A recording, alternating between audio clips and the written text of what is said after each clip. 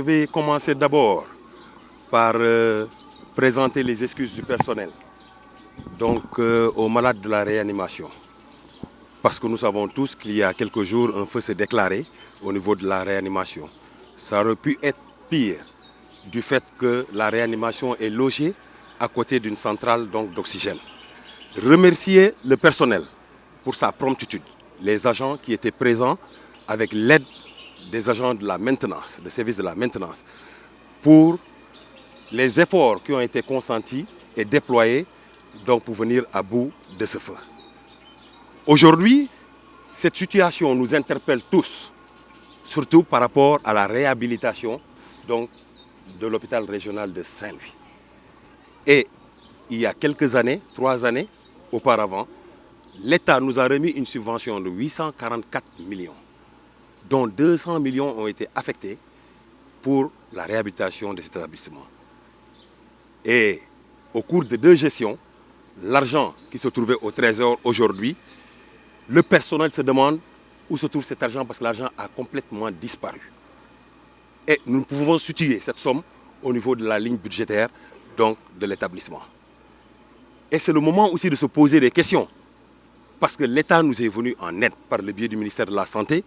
en nous apportant du matériel, par le biais du ministère des Finances en nous apportant de l'argent pour qu'on puisse dépasser cette situation. Mais aujourd'hui, nous remarquons tous il est important, nous tous aujourd'hui, de s'interroger. Qu'est-ce qui se passe à l'hôpital régional de Saint-Louis? Pourquoi nous n'arrivons pas à passer ce cap? Parce que tout simplement, nous avons un agent comptable qui est là depuis 15 ans. Et depuis 15 ans, cet hôpital a des problèmes de gestion. Nous passons des ruptures de médicaments, des ruptures de réactifs au niveau du laboratoire, des ruptures de films radio, et jusqu'aux produits les plus élémentaires, les gants, qui ne permettent pas aux travailleurs de prendre en charge correctement les malades et être même dans la sécurité, dans une sécurité pour pouvoir s'occuper de ces malades. La situation est grave parce que l'hôpital régional a atteint le fond. Au moment où je vous parle, le programme du bloc opératoire a été renvoyé parce que tout simplement, il y a eu une pompe qui est défectueuse. L'eau n'a pas pu être acheminée au niveau des différents services. Au niveau de la radio, de même, un appareil qui est là-bas depuis 2 ans, qui n'a jamais été réparé. Et nous savons tous que ça peut causer des désagréments aux malades. Au niveau du laboratoire, sur 30 analyses, il n'y a que 10 ou 15 analyses qui sont disponibles. Nous tous, nous savons les conséquences que ça peut causer et les désagréments au niveau des usagers qui sont obligés de se déplacer pour aller au niveau du centre de santé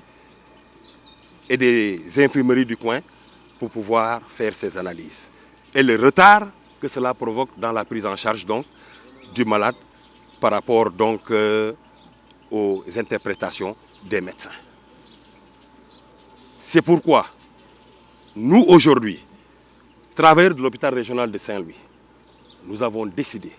de prendre à bras le corps ce problème et de le régler définitivement en mettant en place un plan d'action qui est déjà de vigueur. C'est de ponctuer les semaines de sitting en respectant les urgences et à l'épuisement de la date et du délai du préavis de grève, de déclarer une grève générale. Et nous présentons vraiment nos excuses aux usagers de cet hôpital. Nous présentons nos excuses à la population de Saint-Louis. Le seul souci aujourd'hui qui fait que nous sommes dehors, c'est que nous voulons que les choses changent définitivement. Donc nous interpellons l'État, nous interpellons les autorités de Saint-Louis de nous venir en aide et d'écouter le cri de désespoir et le cri de cœur du personnel de l'hôpital régional de Saint-Louis. Je vous remercie. Li waral suñu ñaxtu mooy problème yi ñuy jàkkoonteel ci hôpital bi. Hôpital bi toll na foo xam ne malade yi mënatuñu faju. Personnel bi sonn na ndaxte seeni payoor administration bi mu ngi toog di leen di amel. Ci ay fan yi néew am na xal bu fi takk ci niveau réanimation mënoon na andi problème bu rëy ci biir hôpital bi waaye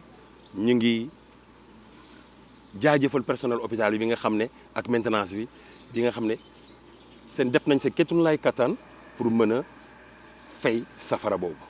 ndaxte safara boobu mënoon na fi ne ay bu mag bu doolee ko ci loolu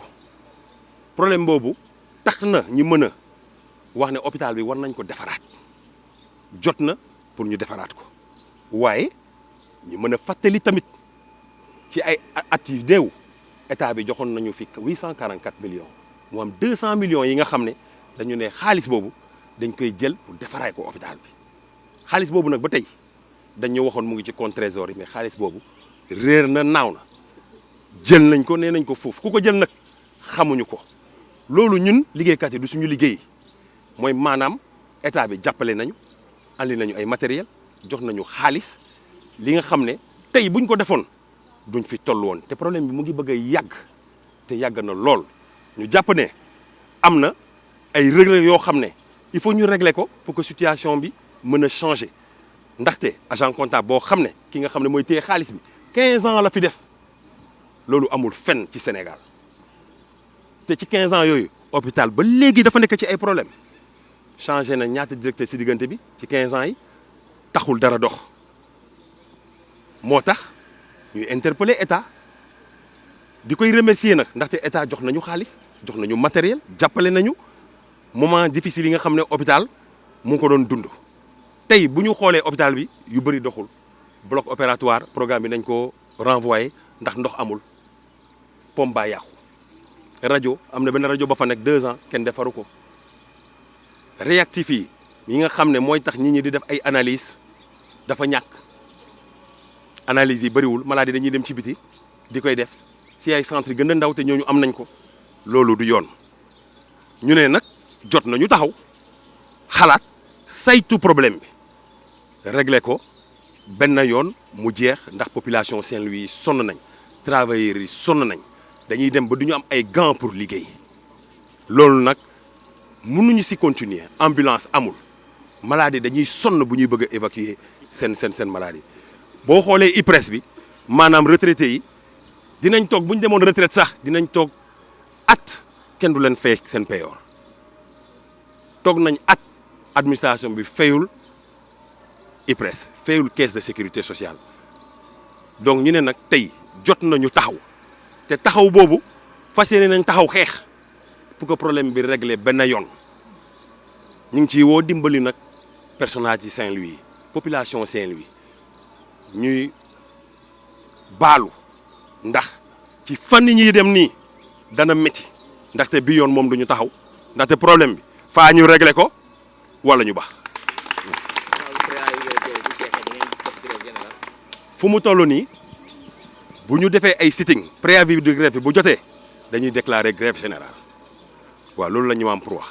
ci problème bi jërëjëf.